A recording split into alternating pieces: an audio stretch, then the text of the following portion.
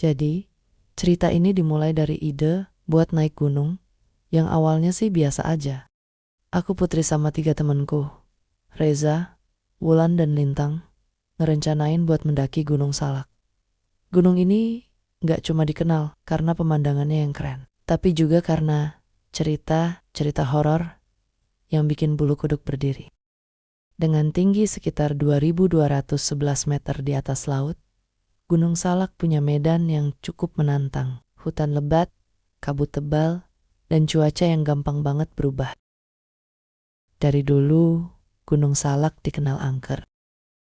Banyak pendaki yang hilang atau ngalamin kejadian aneh di sini. Tapi bukannya takut, kita malah makin penasaran buat ngebuktiin kalau kita bisa ngelawan rasa takut itu. Kita mulai perjalanan sore hari sekitar jam 5. Cuaca agak mendung kayak ngasih sinyal biar kita mikir lagi sebelum melanjutkan. Tapi ya dengan semangat yang masih membara, kita tetap maju. Jalurnya sih lumayan berat, licin karena habis hujan. Hutan di sekitar juga gelap banget. Pohon-pohon tinggi bikin sinar matahari nggak tembus ke tanah. Setelah beberapa jam, akhirnya kita nyampe di pos terakhir sebelum puncak. Waktu itu udah jam 9 malam dan kabut mulai turun, bikin suasana makin creepy. Kita dirikan tenda di area datar yang lumayan luas, dikelilingi pohon-pohon besar yang kayak ngawasain kita. Api unggun jadi satu-satunya sumber cahaya malam itu. Bayangan dari api menciptakan bentuk-bentuk aneh di sekitar kita, bikin imajinasi kita mulai liar. Kita duduk melingkar, cerita-cerita, sambil makan snack yang kita bawa. Tapi tiba-tiba Wulan, yang biasanya kuat dan ceria, mulai kelihatan gak enak badan. Kalian, aku kedinginan banget nih. Mau masuk tenda dulu, ambil jaket, katanya sambil menggigil. Kita gak mikir macam-macam dan membiarkan dia pergi. Saat Wulan masuk tenda, kita mulai dengar suara aneh dari dalam hutan. Awalnya kayak suara ranting patah, tapi lama-lama makin jelas dan makin deket.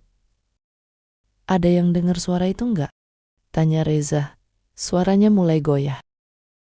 Lintang, yang biasanya paling cuek, coba buat tenang. Mungkin cuma suara binatang kali, katanya. Tapi kita semua bisa ngerasain ada yang gak beres. Suara itu makin deket, dan tiba-tiba Wulan keluar dari tenda dengan muka pucat pasi. Pas Wulan keluar, kita semua langsung ngerasain ada yang gak bener. Wajahnya pucat, matanya kosong, dan cara jalan dia aneh banget, kayak orang yang lagi gak sadar. Wulan, kamu kenapa? Tanyaku. Tapi dia gak jawab. Tiba-tiba dia lempar jaket yang dia bawa ke arahku. Jaket itu jatuh ke tanah, dan pas aku pegang, rasanya aneh. Jaketnya panas banget, kayak baru dikeluarin dari oven.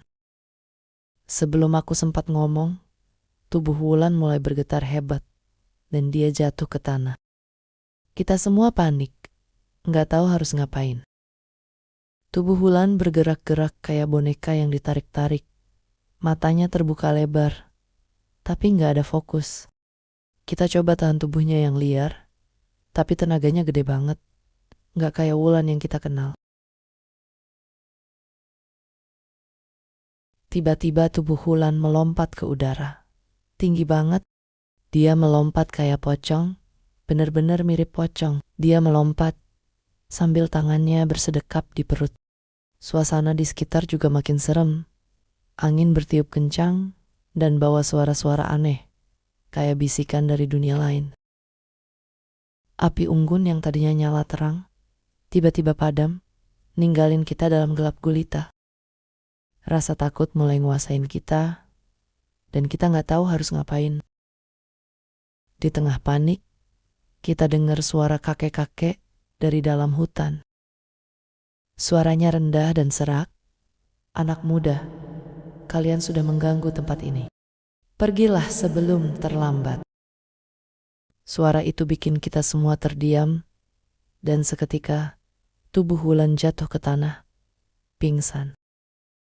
Setelah Wulan pingsan, kita langsung lari ke arahnya. Tubuhnya dingin, tapi jaket yang tadi dia lempar masih hangat di tanganku. Kita nggak tahu apa yang baru aja terjadi, tapi sadar kalau kita nggak bisa tinggal di tempat ini lebih lama lagi. Kita bungkus tubuh Wulan dengan selimut tebal, berharap dia bisa segera pulih. Keesokan paginya, Wulan sadar, tapi dia nggak ingat apa-apa dari malam itu. Dia cuma merasa capek dan pusing, kayak habis bangun dari mimpi buruk panjang. Kita putusin buat turun gunung secepat mungkin. Nggak mau ambil risiko lebih jauh. Selama perjalanan turun, kita semua diam, tenggelam dalam pikiran dan ketakutan masing-masing. Gunung Salak sekarang bukan cuma tempat pendakian biasa buat kita, tapi juga pelajaran hidup. Kita belajar kalau alam punya kekuatan yang gak bisa kita lawan, dan kita harus tahu batasan kita. Kejadian malam itu jadi pengingat buat kita semua, bahwa kita harus selalu menghormati alam, apapun yang terjadi.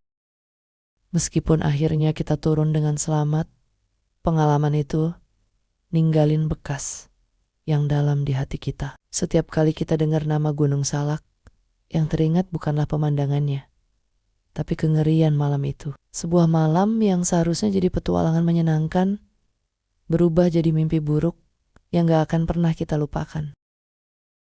Perjalanan ini ngajarin kita buat lebih hati-hati dan menghargai setiap tempat yang kita kunjungi. Gunung Salak, dengan segala misteri dan ceritanya, akan selalu jadi pengingat kalau ada hal-hal di dunia ini yang lebih besar dari kita. Dan kita harus selalu menghormati alam, apapun yang terjadi.